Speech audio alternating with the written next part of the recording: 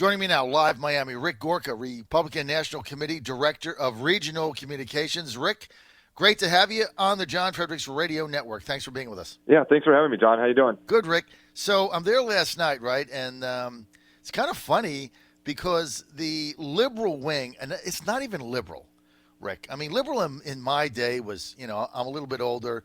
Liberal was George McGovern. It was Hubert Humphrey. It was Walter Mondale. These were traditional liberal Democrats. I don't know what this group is. I mean, these are. The New York Times even agrees with you. Like they're leading with their left. It's not your dad's Democratic Party. It really isn't. I mean, a lot of people in my family, I voted for Democrats in the past. I make no bones about that. But what I saw last night, where are they going with this, Rick? You just look at the streets of Venezuela and see that's their inspiration for what they want to do to this country. And you said in your intro, there's no room for moderation in this Democratic primary as they continue to push themselves further and further to the left until they eventually fall off a cliff. Okay, I'm going to ask you the same question, if you don't mind, that I asked Mark Lotter, who was on a few moments ago. We are trying to figure this out. Now, that's why we're going to go to a little bit of a younger generation, Rick. That's why we wanted to have you on, because us older guys don't get some of this stuff. And that's why we need a little youthful exuberance. Can you explain to us and our audience, Mark, nationally, what is reproductive justice? I have no idea. It's a new phrase that was invented last night. The next litmus test for this primary. I have no idea. That's what it is. It's a new litmus test. Reproductive justice. Like we get social justice, which is reparations for slavery, give money, take money from this group, give it to that. Okay, we get that. Don't agree with it. Now, Elizabeth Warren 2 days ago called for gay reparations. So if you're gay, you get money from people that are not gay for whatever reason. So we kind of, I understand it. I don't agree with it. But what the hell is reproductive justice? I mean, either you're having an abortion or you're not. I mean, I have the justice to have an abortion? The hell are they talking about? And there's just no protection for human life on that stage last night, and they were very proud of it. Yeah, you know what? You're right, Rick. You nailed it. I couldn't articulate it. That's why I had you on. I knew we would get a different perspective, and thank you. They're proud of it. I mean, they're proud of the fact that they want to terminate the life of a child coming out of the birth canal. They're proud of that. That's sick. I don't know. Yeah, I don't know where they're going with this. That's where they all have to be, and it is sick. And they continue to espouse these policies, and that's why Donald Trump's going to get reelected, because that's not where America is. It's not how American voters feel. We're down here in Florida. That's not how Floridians feel. The more they talk, the better Donald Trump's chances are in November. You're in the John Fredericks Radio Network live in Miami. We're with Rick Gorka. Rick is RNC Director of Regional Communications. Rick, okay, I got another thing we're hoping you could explain for us. Ready? Now, we couldn't figure this out this morning and last night. They want taxpayer-funded transsexual abortions. Now, can you explain to us, Rick, what on earth is a transsexual abortion? I've never heard that phrase before until last night. I just don't know. I mean, it's a party that is so far outside of the mainstream. I'm scratching my head, John. I wish I had a better answer. There's no answer. Now, just let me ask you something without getting personal, Rick. What year did you graduate from college? 2004. Okay, so you graduated in 2004. I graduated from college in 1978, right? So when I went to college and I took a biology class, they kind of taught us, how a baby is conceived and carried, and it's got to be female organs. So I'm trying to figure out, is there something between 1978 and 2004 that passed me by in that 30 years, that there's a new way to give birth, transsexual? Yeah, evolution must have passed you by in that updated chapter, I guess. I'm not sure. I mean, I can't even keep up with this stuff. Okay, then you've got Amy Klobuchar last night. Can't defend having a country. Basically, what they want now is open borders, decriminalizing. When that came up, they wanted to decriminalize illegal immigration in the United States, which means that anybody who just walks in, they're good, right? That means you don't have a border. And the question comes up to her, she can't even articulate what the purpose is of having a country. Is this the new Democratic Party that Trump is going to be running against in 18 months? It is. And what I'm going to find fascinating tonight as we watch round two is what's the crazy policy that comes out that's just going to be universally adopted by this field. I mean, remember back when Kirsten Gillibrand called for abolishing ICE, and that was shocking. Then Yes. Beto said, let me go a step further and tear down the walls. And now last night you say, what's the point of even having a border anyway? You can see the evolution of this Democratic Party, from taking extreme positions that become wholeheartedly adopted as dogma, as planks for the DNC. But get ready for tonight, because there's going to be something else that comes out that will shock us, and then will become adopted by the Democratic Party, lockstep. Well, Rick, you're right. And think about this. That example you just gave, right? Kirsten Gillibrand said eliminate ICE, and that was what, 4 months ago? Yeah, about 4 or 5 months ago, and that was shocking. Shocking. And now that's just Dogma. that's just standard operating procedure for the Democratic Party. Now it's in their platform. Yep. So in 4 months, they go from, oh my God, what is she talking about, to now it's accepted. Now they want to tear down whatever barriers we have, and now they don't want a country. And all that has happened in 4 months. You're right, Rick. I mean, you nailed it. It's the involvement. I can't wait to. You're right. Can't wait to see who the nominee is and what they stand for when Donald Trump gets a hold of them in the general election.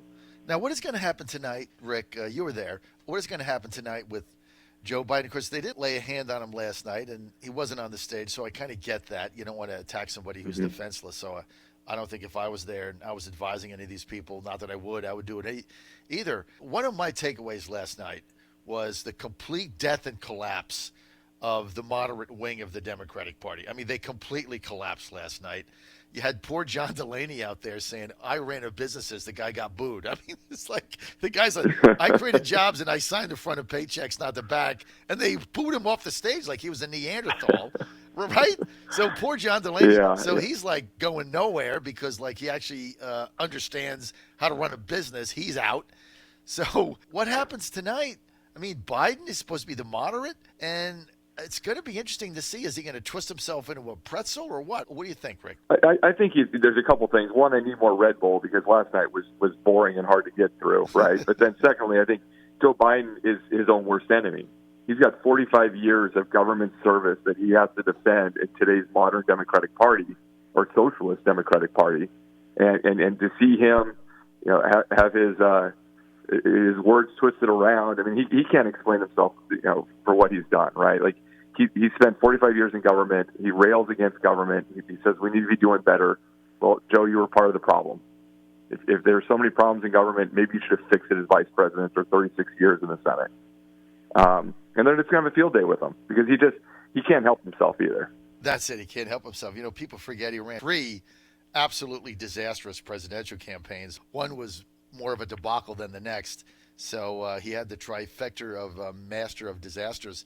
And then last night, Tulsi Gabbard, Rick, Tulsi Gabbard, who I like. There's a lot of things about her I like. I happen to agree with her stance on these wars. She takes a shot at Biden, but it was after. I understand. I never saw it because I went home after the thing, or I went back to my hotel. But I saw when I got up today, she was blasting Biden about the war on MSNBC or something.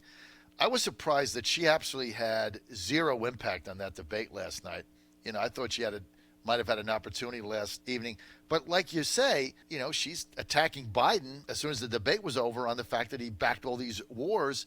And how is he going to defend that? How is it? And let me ask you the other thing. How is he going to defend China? And how is he going to defend the $1.5 billion that Hunter Biden and Heinz's son took from the Chinese Communist Party? And now how is he going to defend the fact that he's now a bajillionaire when he's talking about being a man of the people? How is he going to defend all this? Yeah, you hit the nail on the head. He's a fraud. What he says and what he does are two completely different things. We all saw his rider, and we know that he likes his angel hair pasta before he goes on stage. So hopefully the DNC got that to make sure that Joe has what he needs in his dressing room tonight. But he's a relic. His policies just don't line up with today's Democratic Party. He'll claim to be the moderate, but he'll also say he's the most progressive one out there. So what is it, Joe? What lane do you want to operate in? When you try to be everything to everyone, you're just going to fold in on yourself, and that's what's going to it's already started to happen. I think we're going to see more of that tonight. Who do you think is going to be the nominee? I predicted Bernie Sanders. What about you? I'm with you. I think that Bernie and Warren represent that communist wing of the party that's the reality of today. And that's what the primary voters are looking for. So, I'm a betting man, and that's where I put my money. Yeah, me too. I think it's going to be Bernie Sanders. I mean, Elizabeth Warren's problem is she has to beat him in New Hampshire, and he's going to win New Hampshire. And if she can't beat him 100%. there, she's got nowhere else to go.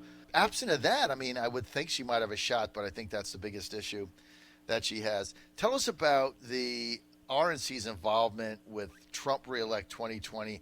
What are you guys doing on the ground that's very different from 2016? Of course, I was involved in the 2016 campaign as campaign chairman of Virginia, as you know.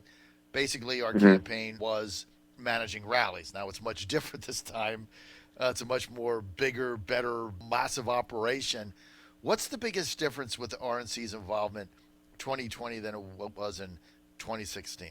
I would say just the scale, the amount of new people and enthusiasm that President Trump has brought into the party.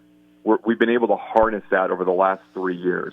And all those individuals that have been fired up to come to rallies, who are now involved in a political process that they never were before because of the president, are trained as staff. They are highly trained activists who know how to use data. They know how to organize in their communities. They know how to talk to voters, to their friends, their neighbors, to get out and talk to them about President Trump, to bypass that fake news media. And it's just, there are tens of thousands of Americans who are highly trained out there working in the communities that we've been working with for years because President Trump brought them into this process. And you can't beat that kind of enthusiasm and that young, that fresh blood in the system that's just going to smoke the Democrats because they don't have anything like this. And the president's brought all these new folks in, and we're just, it's humbling and it's extremely exciting because you get to have so much fun meeting these new folks that are excited for the president.